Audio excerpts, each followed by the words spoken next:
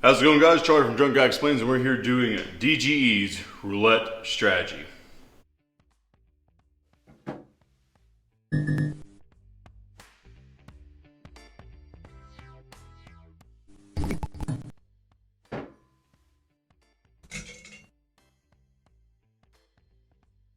So the DGE Roulette Strategy is a pretty simple one.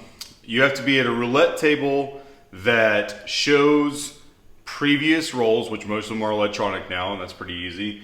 As long as it shows at least 30 or 50 of the previous rolls, you know what to do. And what you do is you look at those previous 30 rolls or 50 rolls and spins, and you find four numbers that have not been spun. And what you do is you start very slowly. We have the whites here at $5 for like your token, and I have some extra ones. I have a $5,000 bankroll when I do this. This is how I play roulette. I'm sure there's a million different ways on how to play roulette. I just read the rules and made my own deduction on how to play, and this is how I do play.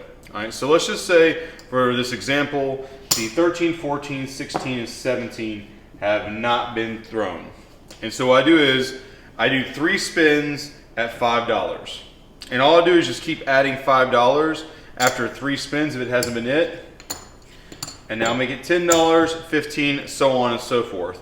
Now let's say you do hit, let's say you get one more level, so you're 9 spins in.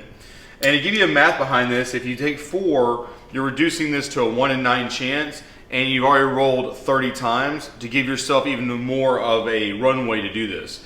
But let's say you actually do hit the 16. You hit the 16 gets hit, you get paid out, you've made all your money back plus some.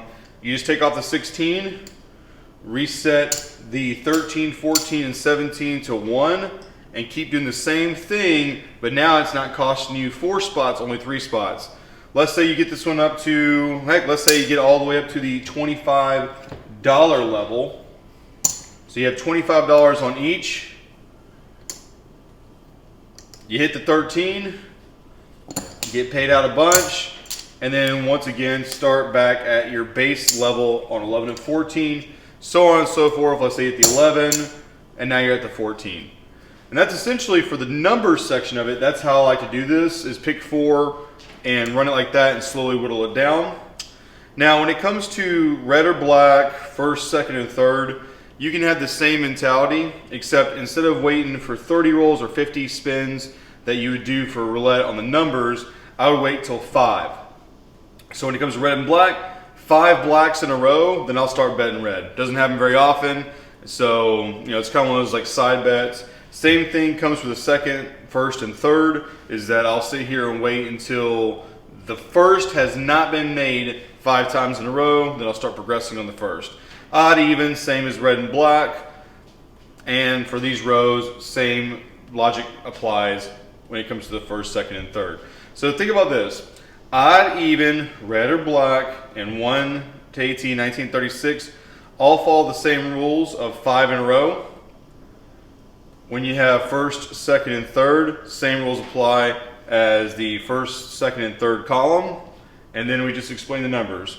If there's enough interest in this video, we'll do a live stream and actually use the wheel. I know we don't use it a lot, but we'll use the wheel and actually show us in progress. But this is not something that can have exponential growth, but it's something that can consistently and conservatively make you money as you go along. Understand that you have to have a really big bankroll.